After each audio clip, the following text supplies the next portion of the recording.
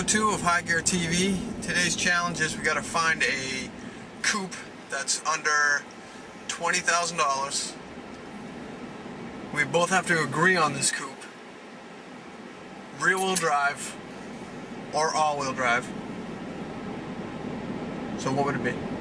What would your choice be? I don't know. It can't be sedans. No sedans. Can't be like an It's gotta be a Evo coupe. or It's something. gotta be a coupe. Nope. Evos and STIs next week. Jeez. I don't know. Maybe a Z. I don't like Nissan. Or I don't like Nissans. Or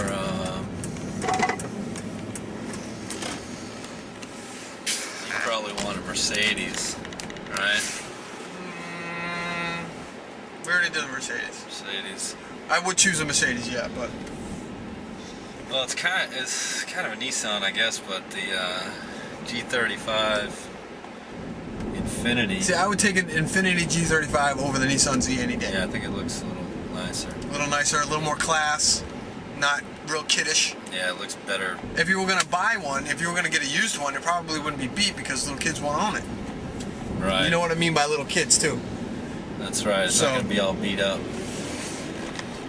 So that's the goal. We're gonna try and find an Infiniti G35 for under 20,000.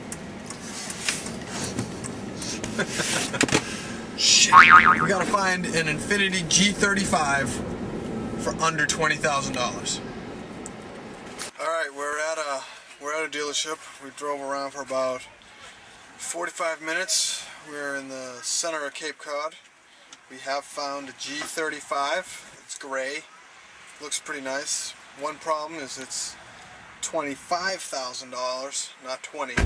So first thing we gotta do is we're gonna try and test drive this car, and then see if we can talk him down to 20, and that'll fulfill our goal. But I don't know. We'll see in a minute. What do you think, Will? I think the interior looks a lot sharper than the Z. It looks better made. The seats feel more comfortable. The engine response is just about identical. So if you were looking for a Z, I would think that you would be a lot better off with this. You'd enjoy this car more. It'll do the same things for you. It shifts at 6,500 RPMs, which is good. Gets up to speed good. It brakes well. I bet we could whoop this vet pretty good, unless it's a quarter mile drag run. How many miles a gallon do you think this gets? Oh, about 17 to 20. Is that on the highway or in the city or what? Probably the highway. Did I go left here? You could have, so you're in the correct lane. You could go left.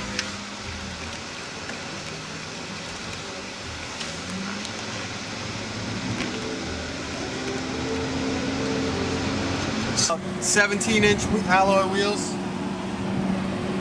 staggered front and rear.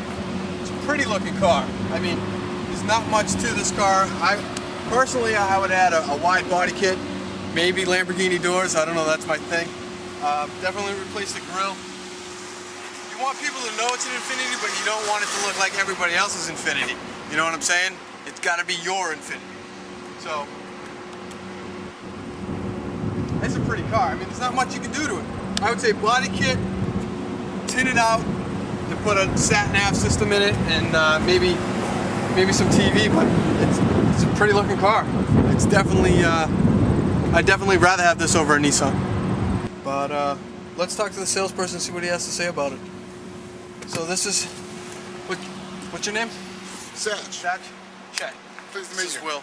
How you doing, Will? It's High Gear TV, and we appreciate you taking some time out of your day today. And then this vehicle is not at Nissan or an Infiniti deal. It's actually located at a local Cape Cod Toyota dealership in Hyannis. So, Seth, why don't you tell us a little bit about this car? Well, you pretty much covered just about everything that I can think of. Most of the most important things that I like about this vehicle are the conveniences, such as having all your controls on the steering wheel, the ability to have your tilt steering wheel be power as opposed to just grabbing the rod and latching it up and down. You can put this steering wheel exactly where you want it. You combine that with the 8-way power driver's seats, you can pretty much get as comfortable as sitting in your own living room and still driving a little rocket of a machine all around town or wherever you want to go. I guess one question that I have for you, would you buy this car?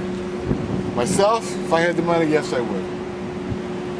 But I'm not saying it as a salesperson, I'm saying it because my son's got a really cool car and I'd like to have a cool car myself, and this fits the bill. As for options, would you say that this vehicle is pretty much loaded for options, or is there anything that's not in this vehicle that could be? Or Well, for 2005, it's pretty well loaded. The truth of the matter is the newer models now are coming with things like laser-assisted cruise control, which is going to allow you to set it front and rear. When you got your cruise control set, no matter what the car in front of you and behind you is doing, the cruise control will adjust for that while you're driving, which I think is really neat. Which Mercedes has, BMW has. So if you were going to wait a little while and maybe get a used newer one, you'd be able to have the same features as, say, a $75,000 vehicle, which is pretty good. Heated seats you have on your leather. I believe the newer model is going to have heated seats and air-conditioned seats, which is really nice in the summertime. So when you set your, if you were to go ahead and put an option, which is one of my few options I do like, is remote start. In the winter, start it up, you got your air conditioning going, and your heater going, and in the summer you have your air conditioning going. If you set it just like you do at the house, 70 degrees or whatever, it's going to be perfect for you leaving the house, getting into your car, and vice versa. Well, we only have one problem with the car. It's $25,900. Yes. Could I get this vehicle? Could I get this vehicle for $19,900? Is that possible? This style, this car for $19,900? Not with the amount of miles it has on it, Which and is the condition, 21,002. And the condition that it's in, it's also been thoroughly maintained by my service department, which is probably the finest service department in the East. So I think we're asking a good fair price. If you were to look it up in Kelley Blue Book, you'd see we were fairly close to the book's value as it sits.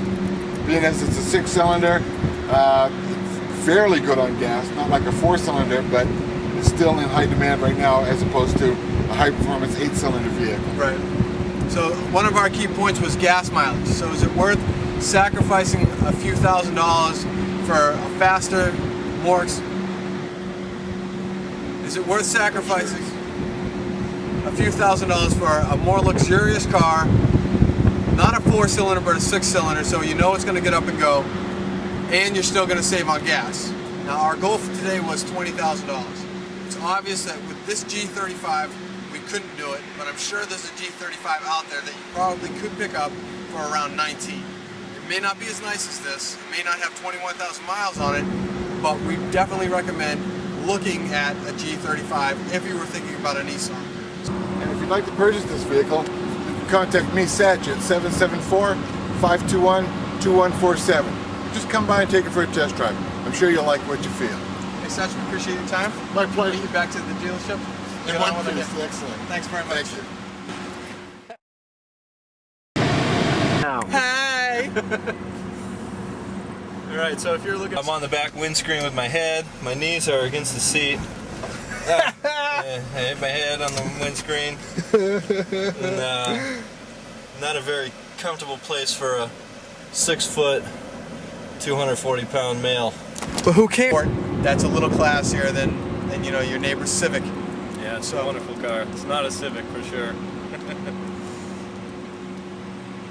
Alright, I'm driving this.